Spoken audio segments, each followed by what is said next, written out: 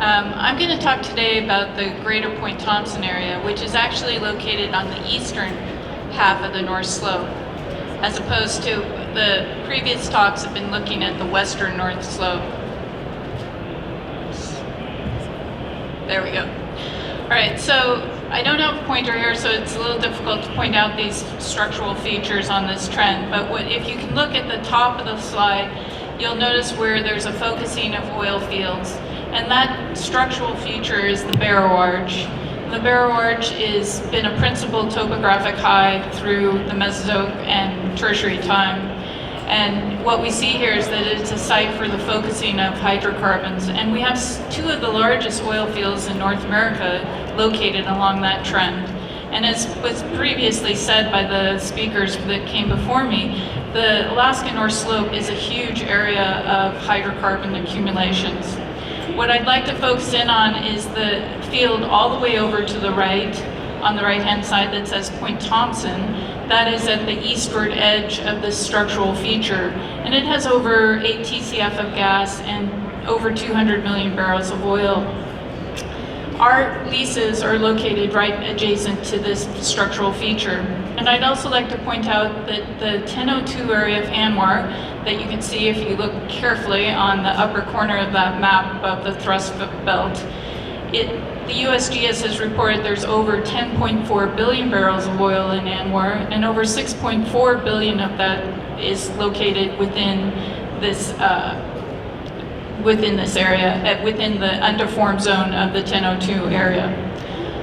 This is the lease map of our acreage, and what we have here is shown in red is leases that were bought in previous lease sales. In orange are the leases that were purchased in last year's lease sale. And we also have a lease in the middle where the Stinson #1 well has been drilled.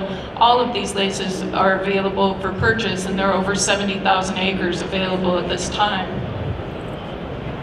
I also want to point out that just to the south of our leases is the Point Thompson unit, and also further to the east is ANWR and that 1002 area. Also of note, the Alaska State A1 and the Stinson #1 wells, which we'll discuss a little bit more. The most important thing about this area and on these leases is that we have 4 proven plays. It's very unusual to have 4 proven plays, and by proven I mean that they've all had hydrocarbons either at least tested by core or by flow tests.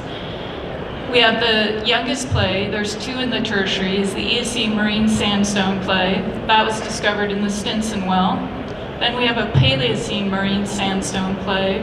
That was tested in the Alaska State A1 well, flowed 2,500 barrels of oil per day, and is certified to produce by the state of Alaska.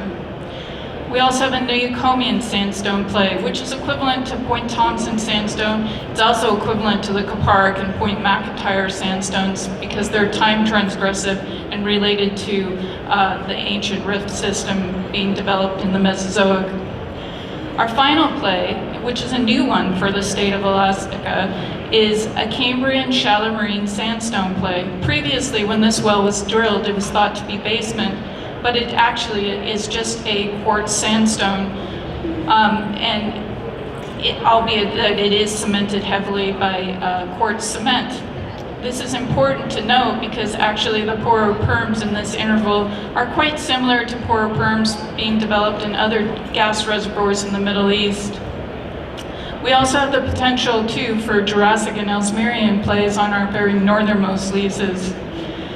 And as in that Cambrian well, the Stinson well, that interval was tested at 430 barrels of oil per day and ranging in gas from 7 to 18 million cubic feet today. The gravity of the oil is very high gravity, and it's also overpressured.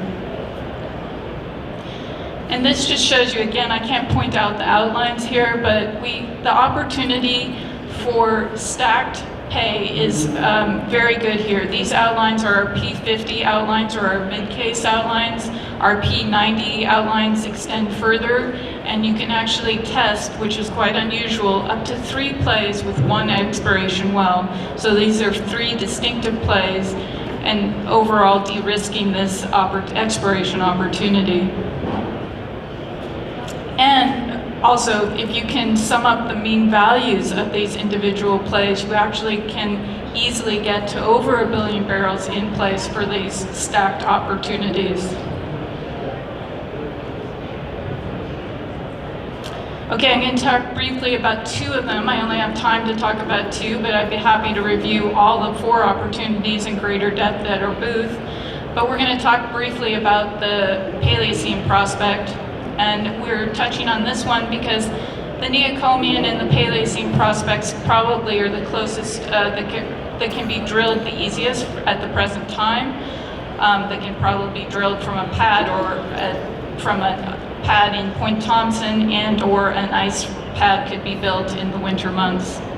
The more important thing about the Paleocene play is that it's also associated with a regional unconformity and may set up, sands have been deposited from Brookine thrusting to the south, setting up uplift along the Barrow Arch, reactivating that system overall, and you're tending to get a lot of sands being deposited in the basin during this time period. We're also dealing with an overpressured system, so we're able to maintain porosity and permeability at the reservoir depths. So mid-case scenario here is 200 million barrels of oil in just the Paleocene play. And I'd like you to look down there. You can see it where we've said lap out. That we don't know for sure. We have a coarse 2D seismic grid, and it is possible that this Paleocene play actually extends over to the Stinson well, because the Stinson well also showed a Paleocene interval that was completely charged, although of very thin sands. Another very important prospect of play type in this area is the Point Thompson sandstone. You can see that we've mapped the Point Thompson thickness over this area and can clearly extend the Point Thompson interval across the lease shown in the red on the eastern margin of the Point Thompson unit. The Point Thompson unit is a Neocomian sandstone. It's a clastic interval. It's a fan delta that was shed from the north to the south.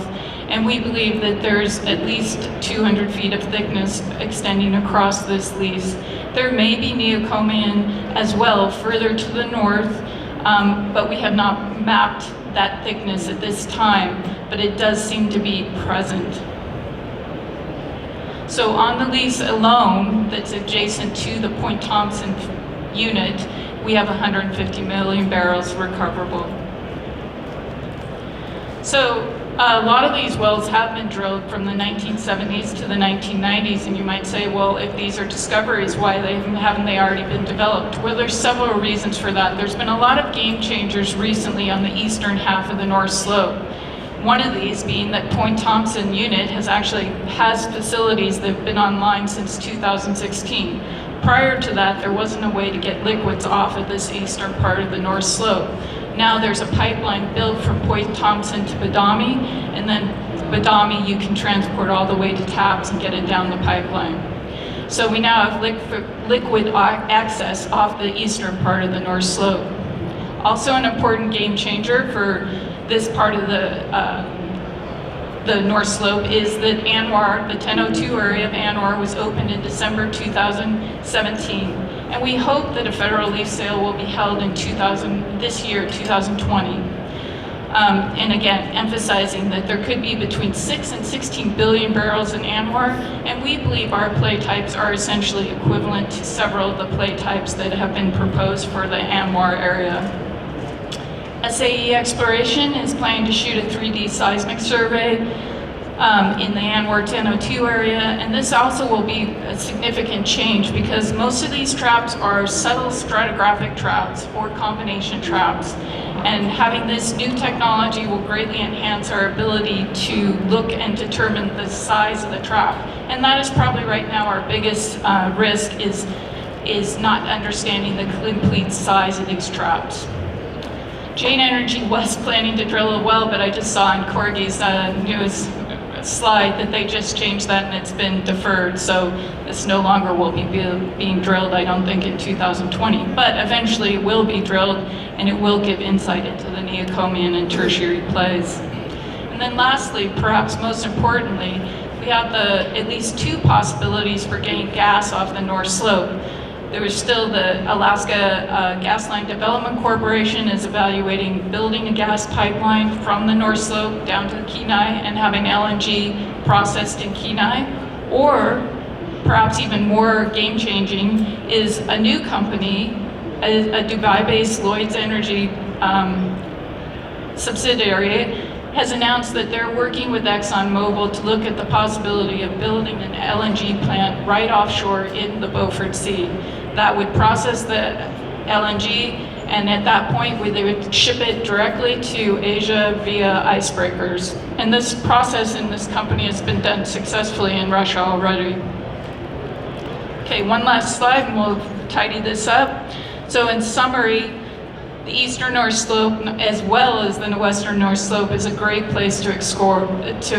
There's a lot of opportunity here, and there's not very many places that you can test four play types that all have large potential of hundreds of millions of barrels that are stacked and can be drilled by one exploration well. So we think it's a great time.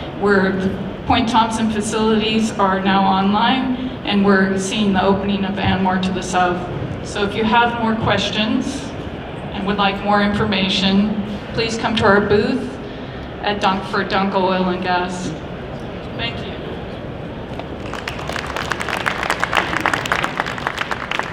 Thank you, Beverly. That concludes our domestic prospect previews this afternoon. Thank you so much for joining us today in the theater. We will have capital and service provider previews here in this theater tomorrow morning, so please join us back for those if you'd like. The floor reception begins at 4:30, so maybe take one more loop around the show floor and then circle back to the main aisle for snacks and drinks. Thanks again for joining us. We hope you're having a great show.